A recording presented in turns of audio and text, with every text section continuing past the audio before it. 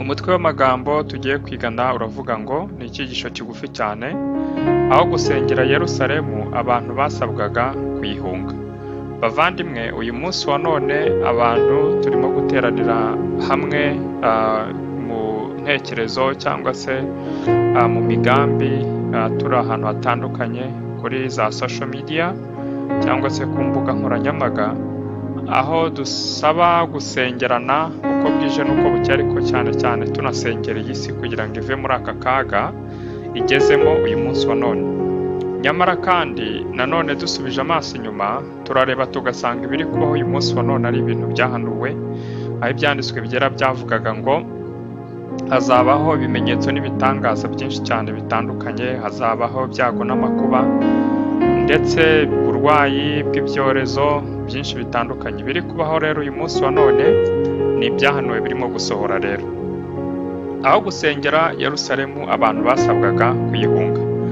Iyo dusomye muri Mariko igice cya 13 umurongo wa 14 hari amagambo avuga ngo, ariko nimubona ikizira kirimbura kigeze aho kidakwiriye gusoma abyitondere. Icyo gihe abazaba ari Yudaya bazahungire mu misozi,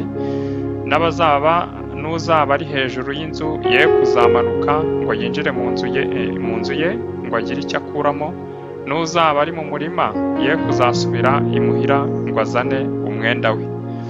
Abazaba batwite n'abonsa muri iyo minsi bazabona ishyano. Nuko musengere kugira ngo bitazaba mu minsi y'imbeho, kuko muri iyo minsi hazabaho umubabaro mwinshi utigeze kubaho uhereye mu itangiriro ubwo Imana yaremaga ukageza none, kandi ntuzongera kubaho.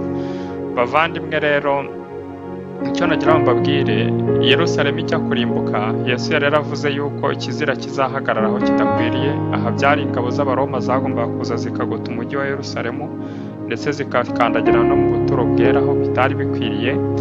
Nyamara yari yarabwiye abantu ati nimubona ibyo byose bibaye muzahunge. Ntabwo yigeze ababwira ati nimubona ibyo byose bizaba bibaye muzajye ku mavi mwiyirize ubusa musenge, ati kugira ngo Imana ibarokore umujyi wa Yerusalemu we kurimbuka. Hoya, kuko byari byarahanuwe ko Yerusalemu yagombaga kurimbuka byanze bikunze nta kabuza. Ubwo rero kujya ku mavi no gusengera Yerusalemu ngo ye kutarimbuka byari ukwigerezaho no gukora ibinyuranije na gahunda y'Imana ndetse n'ubuhanuzi. Ahubwo Yerusalemu yagombaga kurimbuka rwose, kuko ibyaha byayo byari bigeze kure cyane. Bavandimwe, ubu tuvugana iyi si yacu igeze kure cyane, igeze ku musozo, aho ibyaha byari bimaze kuba byinshi cyane. Rero igihe kirageze, cyangwa se igihe kizagera ubuhanuzi bwose bwanditswe busohore. Iyi si rero tubona igeze mu makuba n'akaga kameze gutya, ntabwo ari iyo gusengerwa ngo Imana ikomeze igutuma turamba kuri iyi si ndetse dukomeze twikorere bizinesi zacu, cyangwa se abantu ibi byorezo nibiva bongere bisubire mu byaha byabo. Ahubwo iyi si niyo gusengerwa kugira ngo abantu babashe kwihana, bakire ubutumwa bwiza, kandi abantu bave mu isi bahunga isi. Turasabwa rero guhunga Yerusalemu natwe aho kugira ngo tuyisengere. Turasabwa guhunga iyi si aho kugira ngo tuyisengere. Turayihunga mu buhe buryo? Turayihunga turekeraho gukora ibyaha. Hari amagambo yanditse mu gitabo cy'intambara ikomeye, mu cyigisho cya mbere kivuga ibyo kurimbuka kwa Yerusalemu, ku ipaje yaho ya 27 ku isubi ya 3, hari amagambo umugaragu w'Imana, umuja w'Imana Ellen White yahanditse avuga ngo hagaragaye ibimenyetso n'ibitangaza byerekanaga ko hagiye kubaho akaga no kurimbuka. Mu gicuku umucyo udasanzwe wamuritse ku ngoro y'Imana no ku rutambiro. Igihe izuba ryari rirenze, ku bicu hagaragaye amafarasi y'intambara ndetse n'abarwanyi biteguye kujya ku rugamba.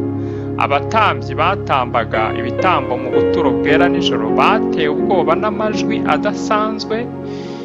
Isi yahinze umushyitsi, maze humvikana amajwi menshi ataka avuga ati tuve hano,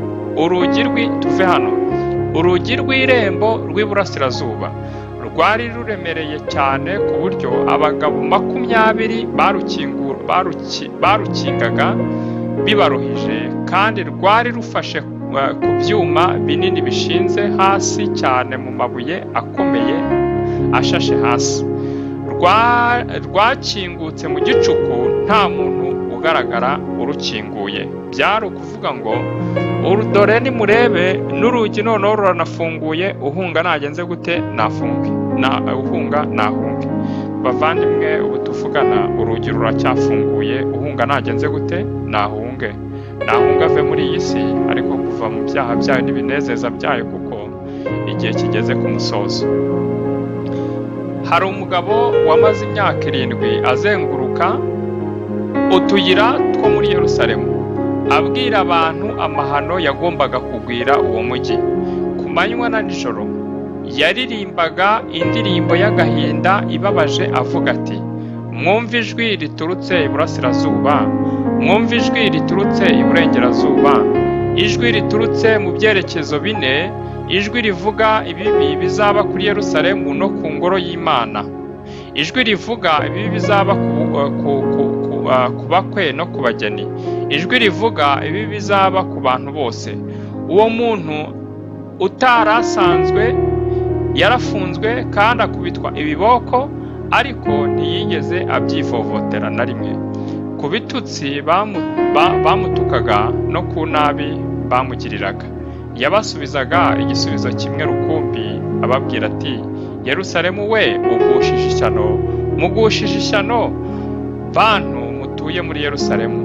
Yakomeje gutaka ababurira kugeza igihe yiciwe mu gitero yari yarahanuye ko kizabaho. Bavandimwe, urabona ko Imana yari yarakomeje kohereza ibimenyetso byinshi cyane bitandukanye kuri Yerusalemu, babwirwa yuko Yerusalemu iri hafi kurimbuka, ngo abantu babashe kuyihunga. Uyu munsi wa none isi yacu ihawe imiburo ikomeye cyane, ihawe ibimenyetso bigiye bitandukanye. None rero igihe kirageze yuko abantu bafata utwangushye bagakuramo akabo karenge, kuko bavandimwe, iyi si yacu igihe kirageze yuko irimbuka, kandi ntabwo dusabwa kuyisengera, ahubwo turasabwa gusengera abayirimo kugira ngo bayivemo, bave mu byaha byabo kugira ngo be kurimbukana nayo, kandi abantu basohoke muri Yerusalemu ariyo iyi si, kandi ndetse abantu basohoke no muri Babuloni ariyo ruhurirane rw'amadini muri kino gihe, ariho ayobya abantu, akora ibimenyetso n'ibitangaza bigiye bitandukanye kugira ngo ayobye abantu, nk'uko Yesu yari yarabibabwiye rero no muri Matayo no muri Mariko, nk'uko twahasomye Mariko igice cya 13. Yesu abigishwa be bamubajije ibyerekeranye n'igihe cy'imperuka. Ikintu cya mbere yabasubizaga Yesu, umurongo wa 5, Yesu atangira kubabwira ati, mwirinde hatagira umuntu ubayobya, kuko benshi bazaza biyita izina ryanjye bati ni njye Kristo, bakayobya benshi. Nuko nimwumva intambara n'impuha z'intambara ntimuzahagarika imitima. Icy'ingenzi twagira ngo dusome hano aya magambo uvuga ngo Yesu atangira kubabwira ati, mwirinde hatagira umuntu ubayobya. Bavandimwe, uyu munsi wa none hariho ubuyobe bukabije cyane mu madini atandukanye. Mwirinde hatagira umuntu ubayobya, kuko abigisha b'ibinyoma bazaza bakora ibimenyetso n'ibitangaza byinshi bitandukanye. Ahubwo mujye mu byanditswe byera mu ijambo ry'Imana, kandi musohoke muri Babuloni arizo nyigisho z'ibinyoma, ahubwo mwinjire mu ijambo ry'Imana mukurikize ukuri kwayo n'amategeko yayo, kuko ibyanditswe bivuga ngo hahirwa abitondera amategeko y'Imana kandi bafite guhamya kwa Yesu. Uyu munsi wa none rero ni amahirwe duhawe yo kugira ngo ubwo n'insengero zafunze, buri muntu wese yigire mu byanditswe byera, abashe kumva neza uko ubuhanuzi buteye, kandi umwuka yaradusukirwe tubashe guhagarara mu gihe nk'iki gikomeye. Turasengera abantu bahuye n'ingorane, bapfushije ababo muri iki gihe cya coronavirusi COVID-19, ndetse n'abantu barwaye nabo turabasengera kugira ngo babashe kwakira umwami Yesu, kandi natwe